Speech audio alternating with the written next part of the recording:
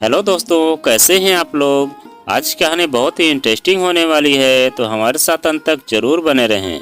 और आज कहानी है परवरिश। अभी ममता को गुजरे 1 महीना भी नहीं हुआ था कि उसके माँ बाप उसके ससुराल जा पहुँचे। लगभग धमकी भरे लहजे में अपने दामाद विजय से बोले, सिद्धार्थ मेरे पास रहेगा, हम उसको लेकर जाएंगे। क्यों आपके पास रहेगा? उसका बाप अभी जिंदा है। विजय ने भी उसी लहजे में जवाब दिया। ममता के पापा बोले, उसकी परवरिश करना तुम्हारे वश में नहीं। बड़े होने के नाते मैं आपकी इज्जत करता हूँ, लेकिन यह हमारा निजी मामला है। निजी कैसे हो गया? सिद्धार्थ मेरी बेटी ममता का बेटा है। उसकी उम्र अभी मात्र 7 महीने की है। तुम नौकरी करोगी कि बेटा पालोगे? विजय के ससुर किशोर जी बोले, निर्मा दीदी के हाथों वह सुरक्षित है। विजय ने अपनी तरफ से सफाई दी। फिर भी यह बच्चा तुम्हें मुझे देना ही होगा। किशोर जी देना शब्द पर जोर देकर बोले। संजय तू घर में जाकर बच्चा लेकर आ। संजय उनका इकलौता बेटा था। भले ही उम्र के 38वें पावदान पर था, लेकिन स्वभाव से उद्दंडता गई न थी। निर्मा दौड़कर कमरे में गई और सिद्धार्थ को सीने से लगाकर रोने और चिल्लाने लगी। विजय ने भरकस प्रतिरोध किया, लेकिन संजय ने उसे झटक दिया। संजय की उद्दंडता से नाराज विजय संजय को थप्पड़ मारने ही जा रहा था कि बीच में किशोर जी आ गए। तब तक आस पड़ोस के लोग भी शोर सुनकर भीड़ इकट्ठी हो गई। भीड़ के भय से किशोर जी ने अपने पांव पीछे खींच लिए। उस दिन वे खाली हाथ वापस लौट गए, जिसका उन्हें बहुत दुख था। विजय की शादी उसी जिले की रहने वाली ममता के साथ लगभग 15 साल पहले हुई थी। इतने सालों में जब ममता गर्भवती नहीं हुई तो उन दोनों ने टेस्ट ट्यूब बेबी का सहारा लिया। इस तरह ममता की सूनी गोद भर गई। जब तक ममता मां न बन सकी थी, तब तक विजय ने उसे सरकारी नौकरी की तैयारी में और नौकरी करने की छूट दे रखी थी, और ममता को सरकारी स्कूल में नौकरी मिल गई। अब वह एक सरकारी स्कूल में अध्यापिका बन गई। नौकरी मिलते ही ममता के माँ बाप, भाई बहन सब उसके इर्द गिर्द मड़राने लगे। ममता का मायके का मुंह अब भी नहीं छूटा था। कहने के लिए वह विजय की बीवी थी, पर कोई भी बात का राय मशवरा वह मायके से ही लेती थी। एक दिन किशोर जी ममता से बोले, बेटी तुम्हारे पास रुपयों की कोई कमी नहीं है, तुम दोनों सरकारी नौकरी में हो। इस पर ममता चुप उनकी बात सुनती रही। वे आगे बोले, तुम्हारी छोटी बहन शिमला जमीन खरीदना चाहती है, हो सके तो तुम उसकी मदद कर दो। किशोर जी व उनकी बीवी दोनों बड़े चापलूस और मक्कार किस्म के थे। उनका बेटा संजय भी उन्हीं के नक्शे कदम पर चल रहा था। शादी के बाद भी वे लोग ममता पर छाए रहे। ममता कभी पूर्णतया ससुराल की होकर भी न रह पाई थी। छोटी छोटी समस्याओं के लिए अपने मम्मी पापा और भाई पर निर्भर रहती थी। उनकी अनुमति के बिना एक भी कदम न बढ़ाती थी। यहाँ तक कि शिमला को 3 लाख रुपए उसने विजय को बिना बताए लोन लेकर दे दिए। यह बात विजय तक को पता न थी।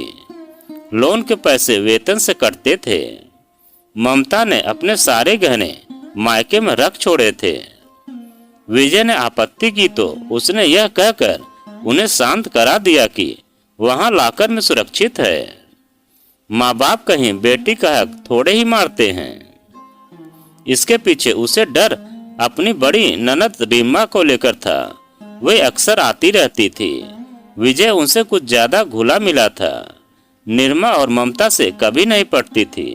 निर्मा सोचती थी कि हमारे माँ बाप नहीं रहे, इसलिए उसी ने उसकी शादी का जिम्मा लिया था, तो विजय की तरह ममता भी उससे दबकर रहे।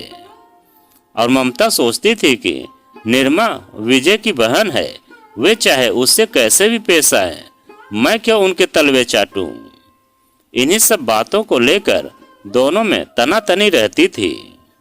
ममता को अपने मायके से जुड़ाव का एक बहुत बड़ा कारण यह भी था कि ममता की इसी कमजोरी का फायदा उसके माँ बाप भाई बहनों ने उठाया।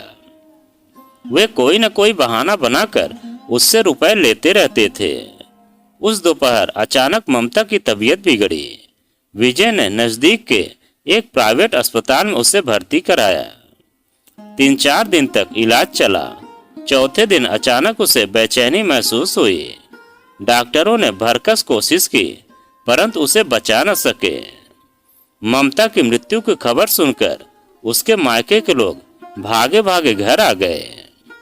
आते ही विजय को कोसने लगे, तुमने मेरी बेटी का ठीक से इलाज नहीं करवाया, इसलिए वह चल बसी। अच्छा यह था कि वह प्राइवेट अस्पताल में थे, मेरी थी। अगर घर में मरती तो निश्चय ही वे कोई न कोई आरोप लगाकर विजय को जेल भिजवा कर छोड़ते। ये आप क्या कह रहे हैं बाबूजी? वह मेरी पत्नी थी, मैं भला उसके इलाज में कोताही क्यों बरतूंगा? विजय बोला। बरतोगे? व्यंग के भाव उनके चेहरे पर तिर गए। 15 साल के वैवाहिक जीवन में वह एक दिन भी खुश नहीं रही थी मेरी बेटी। तभी विजय बोला, यह आप कैसे कह सकते हैं? क्यों नहीं कहूँगा, तुम्हें दौरा पड़ता था, क्या तुमने शादी के पहले इसका जिक्र किया था? पुरानी बातें उखाड़ने से क्या फायदा? विजय बात टालने की नियत से बोला। इसीलिए कह रहा हूँ, अगर फायदा होता तो नहीं उखाड़ता। दोस्त तो आपकी बेटी में भी था। दोस्त, तुम्हारा दिमाग तो खराब नहीं हो गया है? 15 साल इलाज किया, लाखों रुपए खर्च हुए, तब भी वह मां न बन सकी। जानते हैं क्यों? क्योंकि उसके बच्चेदानी में टीबी की गांठ थी, जो शादी के पहले से थी। अगर समय रहते आप लोगों ने उसकी समुचित इलाज करवाया होता तो यह दिन न देखना पड़ता। बेकार की बातें मत करो। किशोर जी का स्वर किंचित तेज था। जो भी खामी आई वह सब तुम्हारे माहौल का दोष है। मेरे यहाँ तो वह भली चंगी और स्वस्थ थी। झूठ मत बोलिए, आप 4 बेटियों के पिता हैं, आप भला क्यों इलाज करवाएंगे? आप तो चाहेंगे कि वह मरा जाए तो अच्छा है। विजय की बात उन्हें कड़वी लगी। तभी संजय बोला, जवान को लगाम दीजिए जीजा जी। सही बात हमेशा कड़वी लगती है, तब आपने उस सच को उजागर क्यों नहीं किया? कौन सा सच? आपके दौरा आने का। संजय बोला। दिमाग का दौरा कोई लाइलाज बीमारी नहीं। मुख्य बात यह है कि मुझे बीमारी से कोई शिकायत नहीं है। मैं अपने पैरों पर खड़ा हूँ, बिना मदद के अपने ऑफिस जाता आता हूँ, अच्छी खासी तनख्वाह पाता हूँ, अपने परिवार का भरण पोषण करने में सक्षम हूँ। और क्या चाहिए एक पुरुष से? मेरी बहन ममता हमेशा आपकी बीमारी को लेकर चिंतित रहती थी, इसी ने उसकी जान ली। संजय बोला। और शादी के 15 साल बाप न बनने की जो चिंता मुझे हुई, क्या उस चिंता ने मुझे चैन से जीने दिया? आपके पिता ने एक पुत्र के लिए 4 बेटियां पैदा की। मुझे तो सिर्फ एक पुत्र या पुत्री की आस थी, वह भी ममता की बीमारी के चलते पूरी न हो सकी। थक हार कर मुझे टेस्ट ट्यूब बेबी का सहारा लेना पड़ा। विजय भावुक हो उठा। जैसे भी हो आप बाप बन गए ना? संजय बोला। इस बच्चे के बारे में क्या सोचा है आपने? किशोर जी का स्वर सुनकर विजय अपनी सोच से बाहर आ गया। सोचना क्या है, बच्चा मेरे पास रहेगा। कुछ सोचकर किशोर जी बोले, ठीक है तुम्हारे पास ही रहेगा, लेकिन इस शर्त की बीच बीच में मैं इसे देखने आता रहूंगा, फोन से भी इसकी खबर लेता रहूंगा। अगर इसकी परवरिश में लापरवाही हुई तो बच्चा तुम्हें देना पड़ेगा। वे अपनी बात पर थोड़ा जोर देकर बोले। विजय को यह नागवार लगा। उस रोज सब चले गए। 13वीं के रोज जब सब आए तो वही बात दोहराई, बच्चा मुझे दे दो, तुम्हारे वश में संभालना संभव नहीं है। विजय की सास बोली, मम्मी जी आप बार बार बच्चा लेने की बात क्यों करती हैं? बच्चा मेरा है, मैं उसकी बेहतर परवरिश कर सकता हूँ। किसके भरोसे करोगे? अभी तो निर्मा दीदी हैं, बात का बाद में देखा जाएगा। निर्मा दीदी क्या पालेंगी? बांझ को बच्चा पालने का क्या अनुभव? विजय की सास मुंह बनाकर बोली। विजय चाहता तो उन्हें धक्के मारकर घर से निकाल सकता था, पर वह चुप रहा। अब हर दूसरे दिन कभी संजय कभी किशोर जी का फोन बच्चे के हालचाल के लिए आता। फोन पर अक्सर वे बच्चे की आड़ में अनाप शनाप बोलते रहते। कहाँ थी अब तक, कब से फोन लगा रहा हूँ, बच्चा नहीं संभलता तो हमें दे दीजिए। संजय ने तीखे स्वर में निर्मा से बोला। निर्मा लाख कहती रही, उसने फोन उठाने में देरी नहीं की। फिर भी संजय उसे अनाप शनाप बोलता रहता। उसकी हरकतों से आजी जाकर विजय ने वकील से सलाह ली। देखिए विजय, जब तक आपकी शादी दोबारा नहीं हो जाती तब तक बच्चे पर हक नाना नानी का ही बनता है। आपके माँ बाप भी नहीं हैं। वकील ने कानूनी पक्ष सामने रखा। तो विजय ने पूछा, क्या किया जाए? अति शीघ्र शादी कर लीजिए, तब तक उनसे कोई बैर मोल मत लीजिए। जितनी सहूलियत से बोल बतिया सकते हैं बात कीजिएगा, वरना क्या, कानूनन वे कुछ भी कर सकते हैं, यहाँ तक कि बच्चा भी ले सकते हैं, जब तक कि आप शादी नहीं कर लेते हैं। विजय को सारा मामला अब समझ में आया कि उसके ससुराल के लोग क्यों इतने ताव से बातें करते हैं। ममता के मरने के 1 महीने के अंदर ही जब उन सब ने बच्चा ले जाने की नीयत से उसके घर पर धावा बोला था, तब भी इसी कानून का सुरक्षा कवच उनके पास था।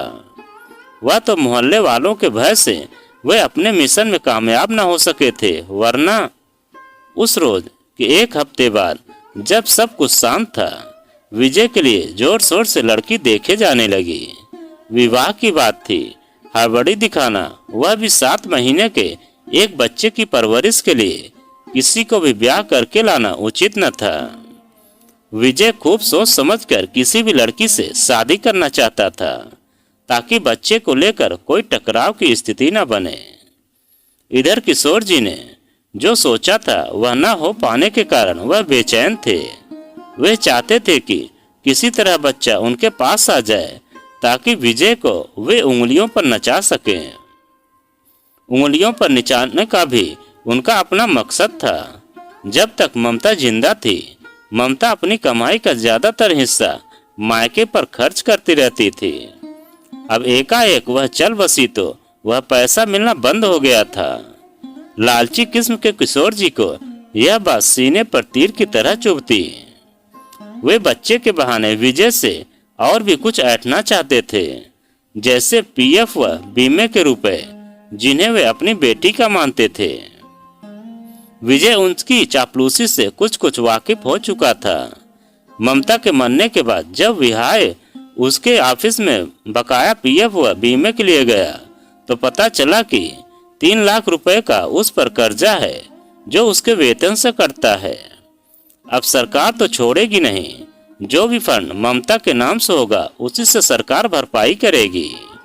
उसी समय विजय को भान हो गया था कि ममता के माँ बाप किस प्रवृत्ति के लोग हैं, वे उससे क्या चाहते हैं। बच्चे से प्रेम महज एक बहाना था। जिसे अपनी बेटी से प्रेम नहीं, वह भला अपनी बेटी के पुत्र से स्नेह क्यों रखने लगा। एक रोज संजय अपनी पत्नी के साथ आया। पापा ने सिद्धार्थ को देखने के लिए बनारस बुलाया है। इतने छोटे से बच्चे को कौन ले जाएगा, वे खुद नहीं आ सकते थे, विजय बोला। पापा बीमार हैं, संजय का जवाब था। ठीक हो जाएं तब आकर देख जाएं। नहीं, उन्होंने अभी देखने की इच्छा जाहिर की है।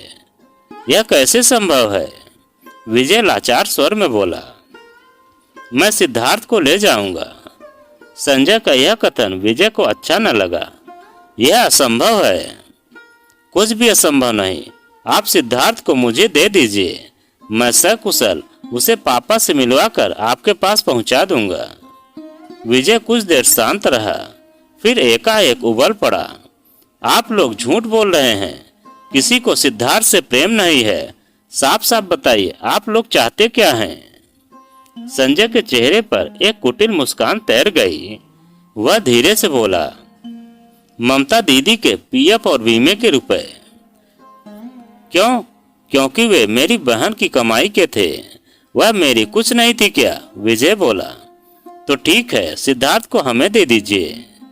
विजय की आंखें भर आई। क्या रुपया पैसा खून के रिश्ते से ज्यादा अहमियत रखने लगे हैं? क्या रिश्ते नाते संसार पर आए हो गए हैं? किसी तरह उसने अपने जज्बातों पर काबू रखा। 4 लाख रुपए बीमे की रकम व 4 लाख रुपए का पीएफ, यही कुल जमा पूंजी ममता की थी। अच्छा यह हुआ कि किशोर जी ने नवनिर्मित मकान में हिस्सेदारी का सवाल नहीं खड़ा किया। 3 लाख रुपए उसने लोन लिए थे। विजय ने कहा, लोन? संजय सहमने की कोई जरूरत नहीं है। आप अच्छी तरह जानते हैं कि वे लोन के रुपए किसके काम आए हैं। विजय के कथन पर वह इधर उधर झांकने लगा, फिर बोला, गहने? वह सब भी आपके पास हैं, फिर भी कुछ तो होंगे ही। विजय ने ममता के कान के टप्स, चूड़ी, 2 कंगन लाकर दे दिया जो ममता के शरीर पर मरते समय थे। 7 लाख रुपए का चेक काटकर विजय ने संजय को दे दिया और अपने बेटे सिद्धार्थ का सौदा कर लिया। उस रोज के बाद किशोर जी ने भूले से भी कभी अपने नाती सिद्धार्थ का हाल नहीं लिया। क्या आदमी को पैसे से ही मोह होता है? सब रिश्ते नाते पैसे के आगे भूल जाता है। जब से विजय ने ससुराल वालों को पैसे दिए थे, अब आज 1 साल हो गया, लेकिन कोई भी सिद्धार्थ की खबर लेने तक कोई नहीं आया। अब विजय की दूसरी शादी भी हो गई और वह अपनी पत्नी और बेटे के साथ खुशी खुशी रहने लगा। तो दोस्तों, यह कहानी आपको कैसी लगी कमेंट में लिखकर हमें ज़रूर बताएं। और आप अगर हमारे चैनल पर नए हैं तो प्लीज़ चैनल को सब्सक्राइब करें और वीडियो को एक लाइक ज़रूर करें और एक प्यारा सा कमेंट हमें ज़रूर करें।